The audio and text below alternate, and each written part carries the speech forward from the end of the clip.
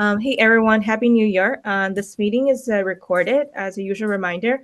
And thank you all for joining the Computational Computing Consortium Outreach Committee meeting for January 7th, 2026. So let's go ahead and get the meeting started. As always, I want to remind everyone that this meeting is governed by the Linux Foundation antitrust policy. If you are unfamiliar with the policy, you can find more information at linuxfoundation.org/antitrust-policy, or feel free to reach out to me or Laura or staff here for details. And this is a transparent, collaborative, and harassment-free space. Our goal is to support data protection and the adoption of computational computing technologies. Do we have any new members joining us today? We really don't. No. Okay, no new members, and then we can skip this. And I'm happy to have all the returning members. And this is the outreach staff for 2026. We should change that slide. This one in that outreach and event support, the exactly meeting support and stuff. We might want to just edit that a little bit at the bottom too, given we're getting slightly different support. Nothing major. Sounds good. And here's the agenda for today. Are there any additions or changes anyone would like to propose before we proceed? As I've mentioned, I've got a blog post and some thoughts about other blog posts that I think it's worth talking about. If we could add that at some point, that'd be great. Yeah, so it would be great if you can talk about that at the other business at the end. Would that work for you? Perfect. Awesome. Yeah, thank you. And Rachel, I have one for other business. I wanted to talk a little bit more about whether we want to do something or nothing regarding this, the new version of physical memory attacks that started getting a little bit of traction right before the holidays and then disappeared. But with OC3 coming up, I want to talk a little bit more about that. Mm-hmm. Sure. We have two additional agenda items. So one is the Mike Purcell's blog post, and the second one is the discussion of new version of physical memory attacks. Any other items to be added? If not, then we can move on to the next section. So the next section is the approval of previous minutes. We currently do not have quorum, and if there are any corrections or objections, then please share them now or via the email. We'll go ahead and approve the minutes from December 17, 2025 meeting if there are no objections. I'm hearing no objections, so we'll go ahead and consider the minutes as approved. So the next is the usual reminders.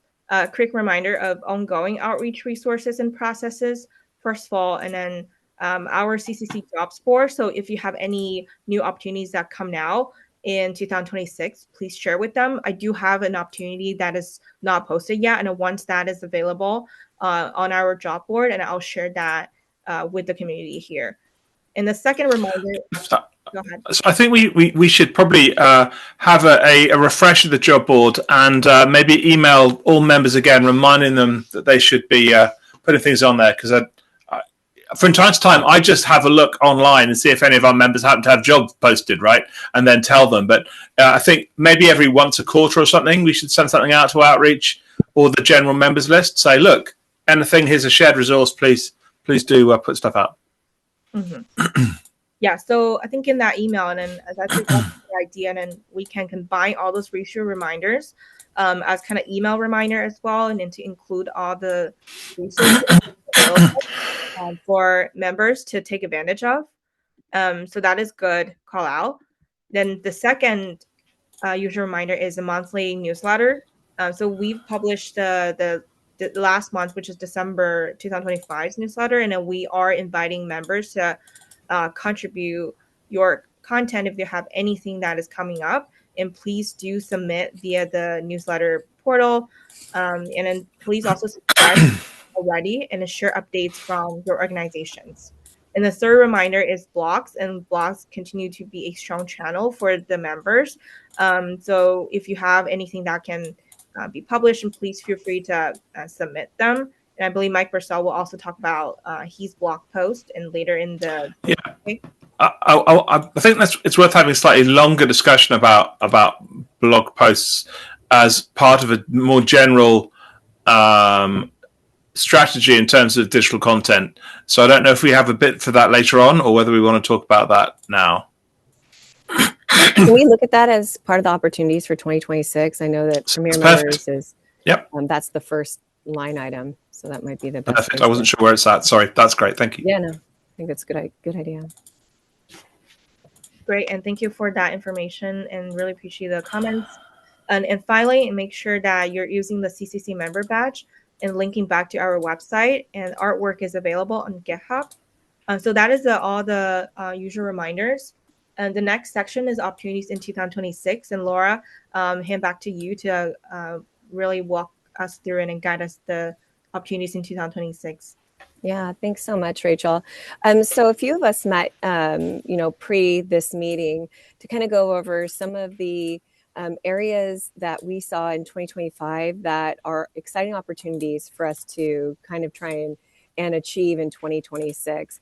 So we looked at a few different areas, and one specifically, Mike pointed out, was how to get the most out of his Premier membership, out of the Premier membership for everyone that is contributing to Intel, AMD, NVIDIA, et cetera.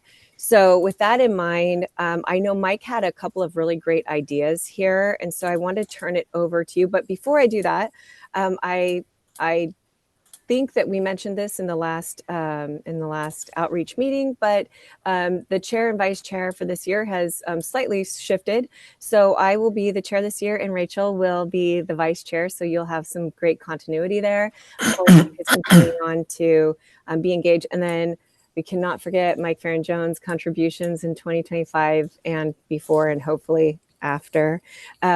We appreciate all that you do as well, Mike Farron-Jones. So if I can just hand it over to Mike Bursell on how he had some great ideas on how to get the most out of your Premier membership. Wow, I'm trying to remember what they were now. There are a number of things, just Premier membership. I mean, all memberships certainly as well. But and the thing about the Premier members is they get to help set the strategy and decide where the budget goes and stuff. But everybody has the opportunity to be speaking at events when we're doing those, and also putting blogs out. That's one of the things that we really know gets attention, and not just blogs announcing your the products and services you're doing, but really about interesting things about some of the technical things that you're addressing. So I mean, I've got a couple that I'm planning to. I've started writing one of them already about agentic AI and confidential computing, for instance. I've got another one I want to write about. What is it? I can't remember now. It's one of the other things that I talked about digital sovereignty and confidential computing. So if there's interesting things that you're addressing, let's have blog posts about them. And as long as you don't make it into a product pitch, you can talk about how you're doing it at the end. But as long as it's not product pitch and particularly if there's open source stuff you can reference, that's absolutely fantastic. The other thing, of course, is that quite a lot of our Premier members have their own run their own conferences, and if it would be helpful for me to come and talk at a conference or be on a panel or even just submit a paper or be there to meet customers, that's fantastic. And if you've got ecosystem partners who are also members of the CCC, well, invite them along to be on a stand at whatever conferences you're at. That it's always really interesting for conference attendees to go to an exhibition and see, well, it's not just Intel, it's Intel plus these startups, or Google plus these partners, just to pick a couple of our Premier members. NVIDIA, of course, hello NVIDIA, hello IBM as well. But those are some of the things that I think that we should be thinking about. I want the CCC to be helping amplify the stuff that you're already doing. Not trying to make you do things that you wouldn't do anyway. That's the way to look at it. We are a platform you can use to do that, and I am a resource that you can use to. I could co-write materials and stuff if that's helpful as well. This is all things that I'm very happy to do. So, Laura, those are the things you're thinking of that I mentioned, or was that other stuff as well? That yesterday. Those were exactly some of the topics that you mentioned yesterday. So one of the ways that I think we can actually execute on this is there is a calendar of activities that's part of your landing page when you log into the Linux Foundation. And you can actually, if there is a blog, if you can ping myself, Mike, or Rachel, or all three of us, and let us know that's something you're interested in doing, we can put that down on the calendar so we can start putting a strategy in place for 2026 that actually outlines with execution what we're planning to achieve. So if you're interested in doing that, we'd love to see some blogs from the team and just more engagement there. Which actually leads to new member companies for CCC.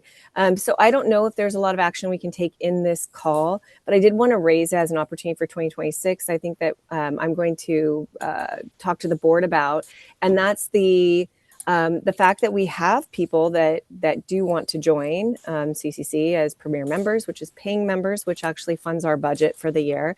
So it's fantastic to get new membership. I think that there's definitely a gap between the discussion of joining and then the closing of that opportunity. So I think we're going to tighten that process a little bit and define the next steps. And I wanted to open that up to the committee to see if there was anything that you guys had seen that you've seen around this process that you would like to offer up as a possible solution for us.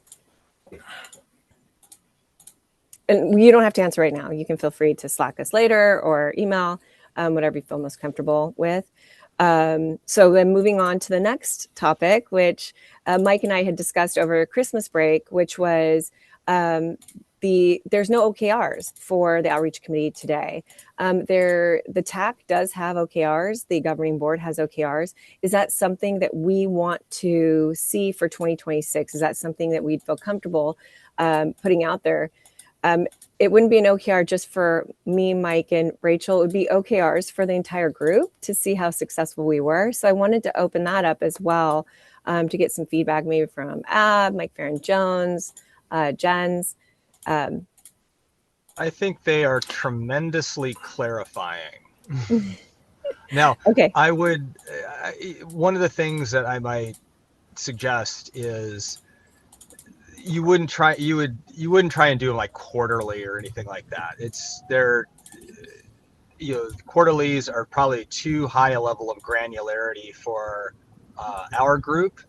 I would say it's either annual is the target, or you do it twice a year, 6 months. So the TAC has them for a year and then tries to review them every 2 or 3 months to see how well aligned they are, if there's any changes that need to be done. Not a big formal review, but invites, I think every maybe 4 months they invite the sort of leaders for the OKRs, because they assign leaders to the OKRs to report back. Oh, and the GB doesn't have them yet, but we plan to. Sorry.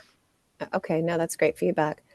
Yeah, so Mike, I like that idea of having annual OKRs, combining in my brain KPIs and OKRs. So one's the what's why, and one's actually how you measure the how. So it sounds like Mike thinks it's a good idea. Ab, Jens, any thoughts from you guys? Are you guys good with that if we start to kind of outline them and then maybe bring them into the next outreach committee for review? Yeah, all good. Sounds great from my side. Awesome. Yeah, same here. I think what would be good is having annual OKRs, I think, for the outreach committee, but at least twice a year, well, like halfway through, to have a review of where we are and if we have to adjust them. Yeah, that makes a lot of sense. Okay, it sounds like we're all in alignment. I love that. So we'll take a stab at kind of defining those, the first version, the first rev. Maybe we'll send that out before the next outreach committee meeting, so that way everybody has time to review and give feedback, and then we can approve or make edits as needed. And presumably, if anyone has any immediate ones they can think of, we'd love to hear by email or whatever, or on Slack, because that's always great. It means less work for us. For sure. Go ahead, Ab. Yeah, just literally as I was thinking, so about the GB, is there anything cascaded from the GB that, because obviously we don't want to be disconnected, right? Mm-hmm. Yeah, so as I said, we haven't got those sorted out yet. It's something we intend to do, and absolutely, we should try and make sure that we are cascading down. That's a very good point. Thank you. Yeah. Thanks, Ab. Yeah, and also we obviously can be Sorry? from quote unquote. I said it also can be from a ground up in the sense that we can propose things that and then the GB approves. But in any case, we should not do it in a vacuum without the GP's review. I love it. Great insight there, Ab. Thank you. And then there was, so the next topic is around the open source and how it's the heart of the Linux Foundation. One of the areas that was pointed out last year, there was a subcommittee put together on how to engage more effectively through events, which events KPIs is going to be the last bullet that I cover, but I'll touch on it here just lightly, and how to actually engage more effectively with potential customers, how to move from an open source offering, which I think almost everyone started with, that's part of this consortium, into productizing, right? So there is a gap there between what has been seen as the opportunity for our partner members and what the constraints of the Linux Foundation themselves. So I'm going to put together a proposal of how we can actually showcase technologies that are coming from these open source projects, because I think that's the main reason why a lot of us have joined the consortium, is so we can learn more about the market, we can understand where the gaps are, and we can build our products to address the gaps for the market. And what comes from that? Well, we have to sell those products into the market in order to be successful, right? Or else our companies won't keep funding us. So those are some of the opportunities I see for 2026. And it definitely ties into the event KPIs, which we haven't had in the past. So if you have good ideas or great measurements, we did have some outreach work there in that subcommittee that outlined some of the opportunities around events, and I can send those out after this call in the minutes. But if there are additional areas that you think that we could build KPIs around for these events, we do have 5 events or 4 events? 4 events plus the opportunity to engage in events that are industry specific. And so we do have still a sizable budget for events. We want to make sure that whatever we're spending on those events is actually achieving the goals of the consortium. So we'll also share those out, and hopefully we'll put together a marketing strategy. Mike has a question, so I'll pause there. Yeah. So one of the things that I know you're aware, one of the issues that we have had is that when we go to an event, if we're sponsoring events, we have a booth and we collect names. The rules of the Linux Foundation are such those can't be shared with members. They have to be processed by the LF. Now, that's fine. And I'm very happy to reach out to people, but I think I need help in terms of the best way of reaching out to them, particularly if I've not met them myself, and also the best ways of following up, because I'm not a salesperson. It's not something that is that comes naturally to me. So I think it might be worth helping me come up with a process which, me or Rian and Renu, so that we could go through this. Basically, it's a funnel process, right? It's a pipeline and funnel process. How we can do that, how we can manage that better in a way that doesn't compromise the data privacy of these potential members, but at the same time allows us to have the best chance of bringing them on as members. So that's something that I think it would be really useful for me and the staff and hopefully everybody else and the CCC to have out there, because it's something I've always struggled with. I reach out to people, we have some good conversations, but I'm not very good at following up with that after the initial one. So I'd certainly appreciate some help with that. Yeah, and I think that ties back to the second bullet, right? Is, how do we tighten that process, define the next steps? Is it just owned by one person? And is that the best way to approach that opportunity. So if anybody on this call has any insights there, we're definitely open to those. Mike, and or colleagues with expertise. Sorry, Michael. Yeah. I have an opinion. I don't know if I would call it expertise, but I'd say I have an opinion. My opinion is that membership, membership should have its privileges, and one of those privileges would be access to potential customers that we engage at events. And I know the Linux Foundation rules. I would be really interested in developing some kind of a compliant process that provides a gateway for member companies to I can give you a compliant process right now, Mike. That's easy. Which is if a member company is staffing the booth and they speak to that person and that person is happy to give them their company, their details, then that's absolutely fine. Okay. But you've got to be staffing the booth for that to be the case. Okay. But is that process, the information transfer of the person saying, here's my contact information, has to come through like them handing the person staffing the booth a business card? Or they have to say I am happy. I have spoken to this person. I'm happy, and we put a note on the on the contact or something like that. I believe that should be absolutely fine. Okay. Well, it's all about consent. That's what it comes down to, right? Right, and that's why I think it's. So I appreciate what you've just said. I think that makes sense. That if you are investing your time in staffing the booth and you make a contact that's a potential, customer, then fair game. And I think but I do. It has bothered me in the past that when you use the event provided scanner.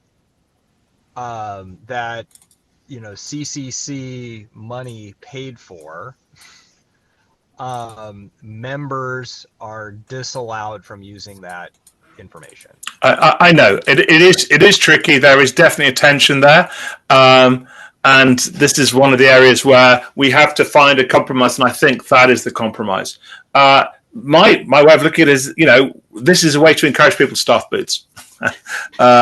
But I do absolutely understand the tension there. Okay, so it sounds like just defining the opportunity more clearly, and then just defining exactly how you can achieve getting those names and customer referrals, I think is the best way to move forward in this one. Yeah. Did we capture that correctly, Mike? I think so from this Mike. Mike FJ, are you happy with that? Yes. He's in a car, so he won't be able to. All right. Yeah, so can you guys hear me? Yeah, we can now. Yep. Okay. Was that a yes? Did you say? You're chopping in and out a bit. Okay, fine. That's good. Sorry, that's good. Okay, so what I think we'll do is we'll build out some opportunity slides. We'll actually make this more formalized. We'll send that out before the next outreach committee, so you guys have time to review it. Look at how what that strategy looks like, how we're going to market more effectively, and of course addressing all of these opportunities. And if there are things that you see that are missing within the strategy, we'd love to have your insight and feedback there. But if there's nothing else to add to the opportunities in 2026, I think we can move on. I think the next slide is around other business, maybe. Just kidding. Marketing updates. Thank you, Laura. And thank you so much for sharing the opportunities in 2026, and also really appreciate everyone's comments and feedback. So the next section is marketing, and I have Angela on the call and to share with us the data of December 2025 metrics. Angela, over to you.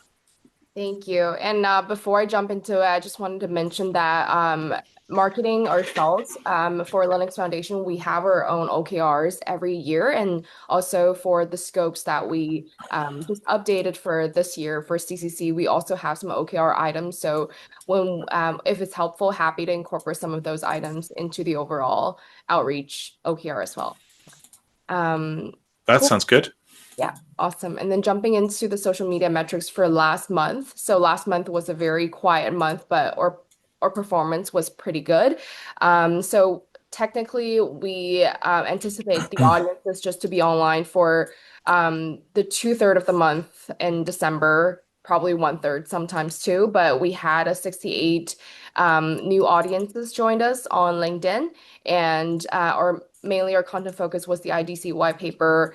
The numbers that were found through the white paper, so those really boosted our numbers for December, and our impression also jumped 91.4% from November. And the top post here, of course, it's the announcement of the IDC white paper. Yeah, so if you have any other ideas for social media, anything else that you'd like to propose, feel free to let us know.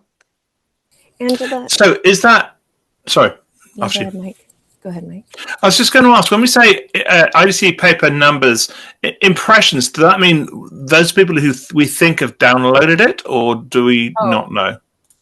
Sorry about the confusion. So the numbers that I was mentioning were the findings of the research. So for example, the one that we just published in this month was 55% adopting CC to protect workloads. Oh, yeah, okay. Yeah, so those are because we did a series of social media campaign around the findings. Yeah, so do we have numbers yet for the numbers of downloads? I believe Dan has. Let me reach out to him, and we can get back to you. Let's have that in the next meeting. That'd be great if we can track that on a month by month basis. That'd be fantastic. Sounds good. All right, and Angela, I had another question for you. So I've been hearing a lot about, of course, technical blogs always do really well, especially for our specific audience. I was curious for the other open source committees that you sit on, or, the different areas. I mean, you are the marketing person for this. And I'm curious, do actual podcasts do better? Are there certain podcast streams that we should be looking at? Do the technical blogs, are they the best way to reach our audience? What have you found to be the most successful in terms of impressions, actually downloads, and engagement with the CCC or other committees that you're working with?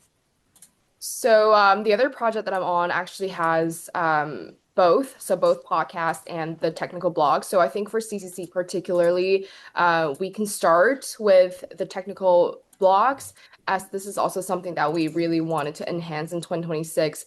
And I think once we have a base there, we can start thinking about expanding to potential podcasts, let's say next year or the year after. Because right now, I think we still need a lot of content to back up to gain more audiences for our community. That's also kind of the trajectory that we went for our other projects too. I hope that makes sense. That makes sense. So you haven't seen, it sounds like what I'm hearing you say is the technical blogs were more successful. Yes, initially, especially because if we launch something like a podcast right now, we might not have the best performance as of now because we don't have like a very, very strong audience base yet. Okay. All right. Super helpful. Thank you so much, Angela. Welcome. Those are my only questions. So that actually leads me to the question of, how we get together a schedule, a calendar for blog posts and stuff. And as I said, I've got a few, but having a schedule, month by month or every 3 or 4 weeks, obviously, I think that will help us to do that. So that's another thing we might want to do. Because I can only produce so many, and it's always better if it's a variety of voices as well, right?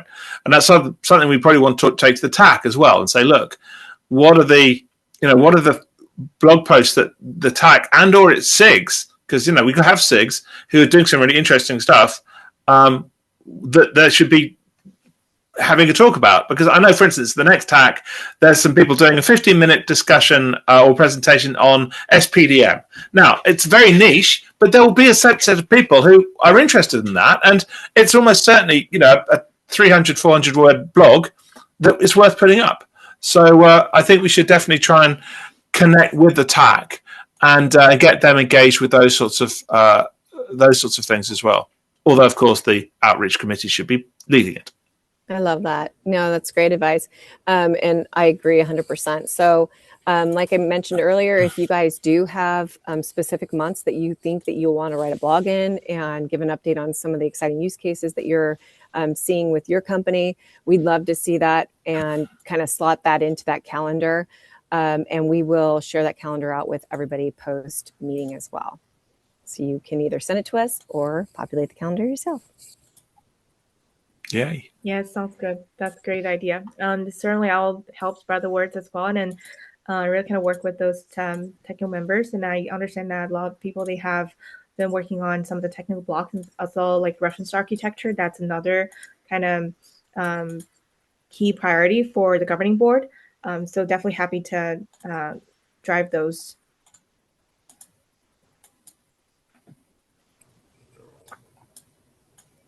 And any other feedback or comments on this topic? Thanks, Angela, as always. You're welcome. Yeah, thank you. And then moving on to the other business section. So we have 2 additional agenda items for today. And one is the CCC Outlook for 2026 blog post. So Mike Purcell, over to you. So maybe if you could, if you look at the link in the chat, you could maybe share it, or I can share it if you prefer, whatever works best for you. There we go. Are you able to see that? It's very small, but yes, we can see it. So basically, I thought it would be useful to do this. I think we may have done it a couple of years back. I'm not sure, maybe even more. But I thought, look, let's talk about why this is an interesting year, and then talk about some of the focus areas that I think we're going to be looking at. So if you scroll down a bit, and the ones I pulled out specifically were working with regulators. We know that's something that the GP is very keen on. We're setting up a new SIG there. Digital sovereignty has grown as a huge topic over the last 6 to 12 months, I'm putting in talks about that. And AI and agentic AI. And in fact, the LF announced about 3 weeks ago a new foundation, kind of like the CCC, but for agentic AI specifically. And there are so many crossovers there with some of the work that we should be doing. So I'm literally writing it. I started it today or last night about how CC and agentic AI can work together. And I really want to use it to stir the pot and also to approach some of the folks who are in that new foundation and say, look, let's talk together. Let's work out what we should be doing. Because I think that's a great way to, hopefully get some new members, but also get some technical discussion going. So digital sovereignty I've already talked about. Scroll down a little bit more, please. Attestation, of course, there's always the issue of how we can use it as a sort of in the business.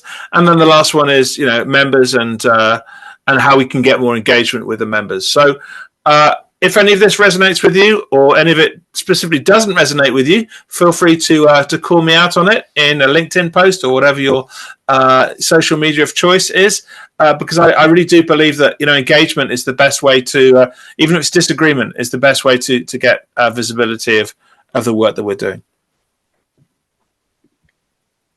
Thank you, Mike Purcell. And any other feedback, Laura? No, I think it's great. If we can amplify in our social channels, that'd be awesome. Support our fellow CCC members.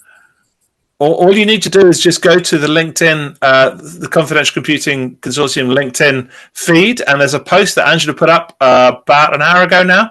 I think, was it maybe a bit more? And you can just repost that, hopefully with some comments. Or go to my feed and repost my one with comments, whatever. Sounds good. Thank you. And if no other additional comments, and then we'll move on to the next topic of the additional agenda, which is a new version of physical memory attacks. So Mike Farron-Jones, if you're on the call, and over to you. Yeah, I just wanted to to comment or ask kind of opinion on this one. So in, I think it was late November, maybe early December, some research was published about, by, researchers that had done some work on using physical memory attacks to break into trusted execution environments. So this involves, getting into a data center, getting into a server, installing an interposer on the memory DIMMs, and then using a device to be able to inject or monitor the activity on that DIMM. And one of the things it was able to do is to derive encryption keys for memory. And the researchers' conclusion on this, and some of the people who are excited about this research, you were making some conclusions about, hey, this completely breaks confidential computing. This means that no one can make any claims about confidential computing protecting your data, because it can't if someone has installed one of these interposers in the memory of the server. The CCC did not do anything about this. I think a lot of it was just the membership was occupied with other things, or each of the member companies had their own opinions about it. And then mid-December rolls around and nobody cares. And so the question, and so from a PR standpoint right now, it's kind of died down. It had its little news cycle, it hit the holidays, and it has gone dormant. And normally I would say, let sleeping dogs lie. OC3 is coming up. And if I were these researchers who I want to revive interest in my research, or, I'm a pot stirrer sitting out in the audience at OC3, this is the thing that I would want to go off on, because it's going to get, it'll get attention. And the CCC as an organization doesn't really have a position on it. So let me, sorry, okay. So I was wondering, I was wondering, before OC3, do we want to have a coordinated position on this type of attack? So let me respond on a number of things. Firstly, the TAC has had some discussion about this. Okay. Second, although it has gone quiet, I'm certainly very aware of it. I've been quite careful about what I've been writing recently. And the next thing is, these are attacks on specific implementations. They are not. It happens that both of the implementations that have been highlighted in Intel and AMD implementations are seem to be vulnerable to these attacks, and I think we should be quite careful. This is a recorded call, but to some degree, it's down to Intel and AMD, one could argue, to respond to these. And as an Intel employee, you have an interesting position on this. Yeah. And at the same time, I'm very aware that it does. We do need to be very careful about what claims we can make, and I'm certainly doing that. Now, I struggle to think of a press release or maybe not only a press release, a blog post that we could make that would be acceptable to our Premier members, including Intel and AMD, but probably NVIDIA and other folks as well, on this topic. And I think that is something we need to think about. What could we do that would be acceptable to our members?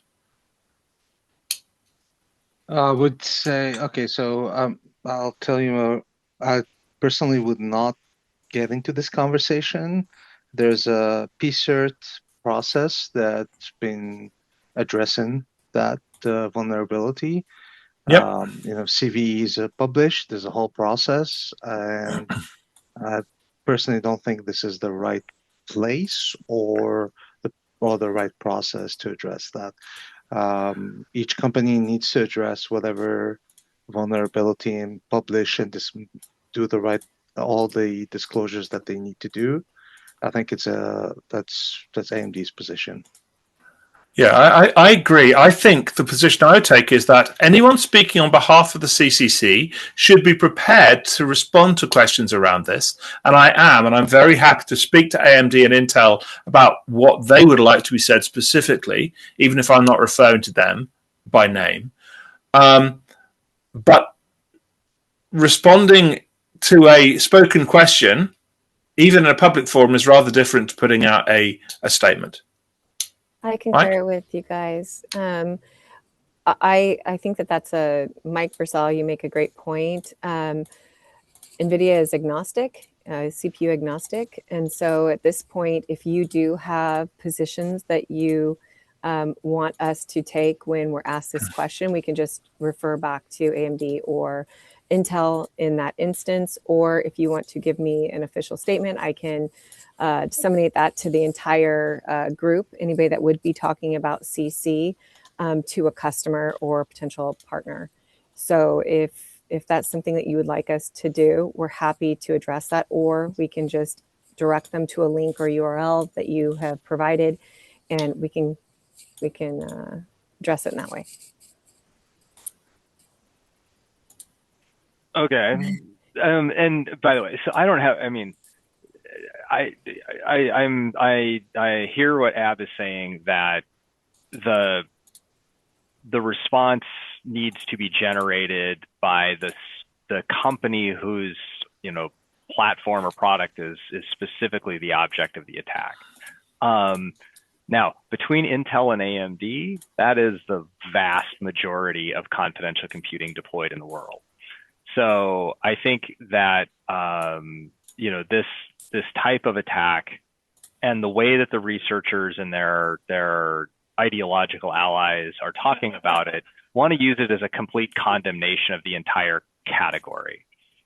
Saying confidential computing is garbage because these attacks exist.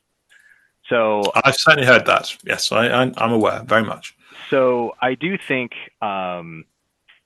there should be a CCC reactive, not a proactive, but a reactive position on these attacks. That should it flare up at OC3 and the CCC be asked for a view, that we should have a reaction to it. Now, that reaction might be that this class of attack is the purview of specific technology providers. So you basically kick it back to Intel and AMD to say that, but that would be the CCC's view.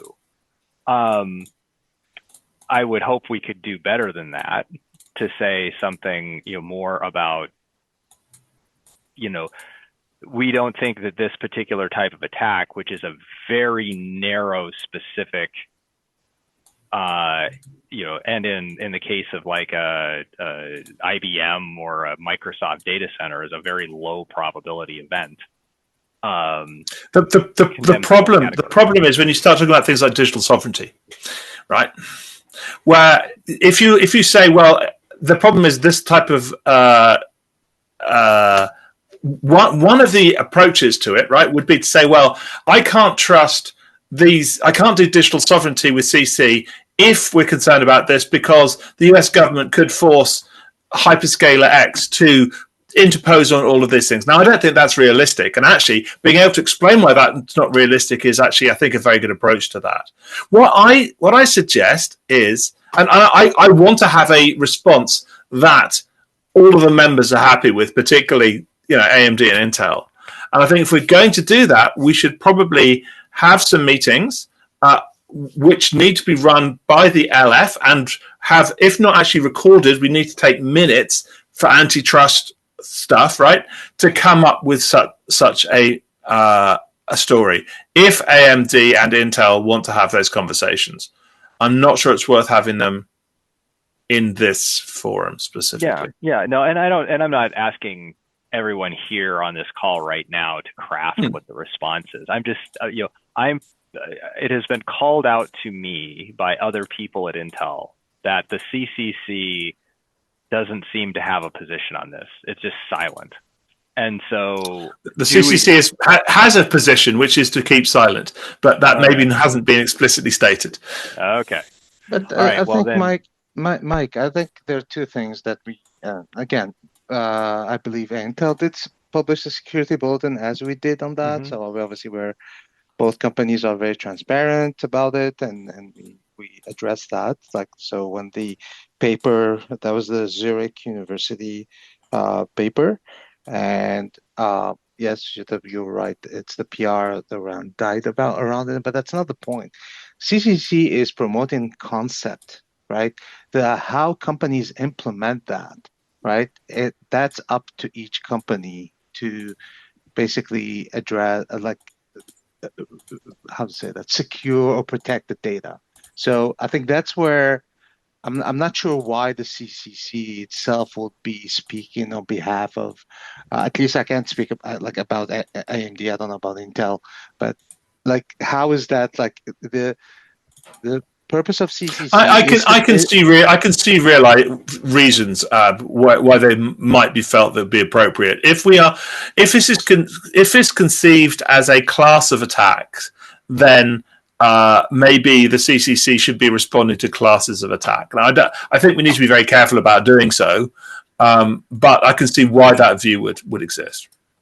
So it's I understand that the view could exist, but the thing is this the CCC, and it's is it the CCC like basically place to address that or to answer that? And if it is, I think we have to be really clear on how we proceed. Right. Indeed. And also, absolutely agree with that. also making sure that the tag, because there's a lot of Mike Farron Jones. I tell you, like I've been involved in that piece, like the disclosure on that one. It's a very complex. I'm not like discounting what it is. As I said, we are both companies have published security bulletins. We are transparent about that, so to make sure the ecosystem is safe. But I'm just saying that we need to be mindful of how we approach this. I think that's the key. Mm-hmm. And then also there's a very it's a very the threat model that if you apply to this it's really like it doesn't really threaten. But again, I don't want to get into details here, but I think the TAC should drive a lot of this, and if there's anything that needs to be communicated, then the outreach committee will help communicate that. I think it would be helpful to just have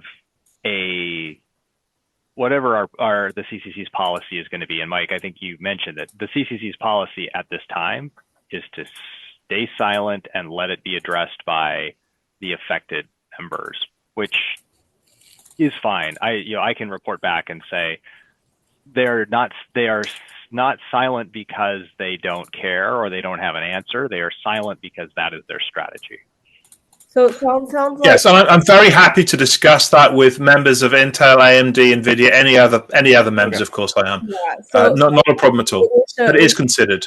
Take this discussion offline if there are more further concerns. So would that work for everyone? Yeah, and thanks, Mike. This is an important thing to discuss, and we just need to be careful about how we do it. And yeah, so this is not we're not interested.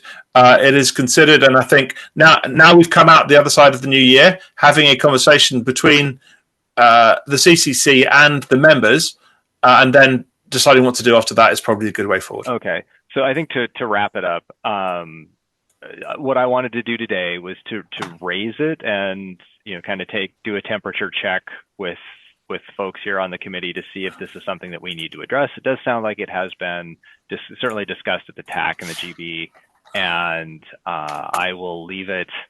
I think we can conclude the discussion that it is being handled by those committees.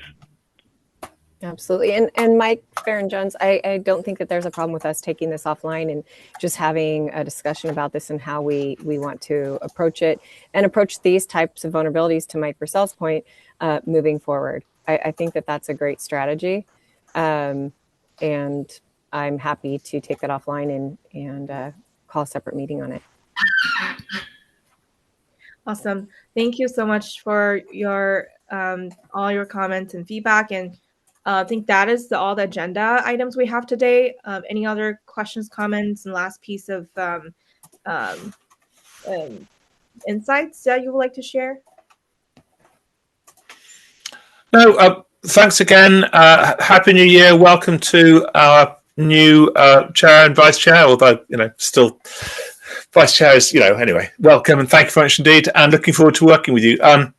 Get in touch with me on Slack or email. Always happy to chat. Thanks very much indeed. Thanks, everyone. Have a great new year. Thanks, folks. Talk soon. Bye.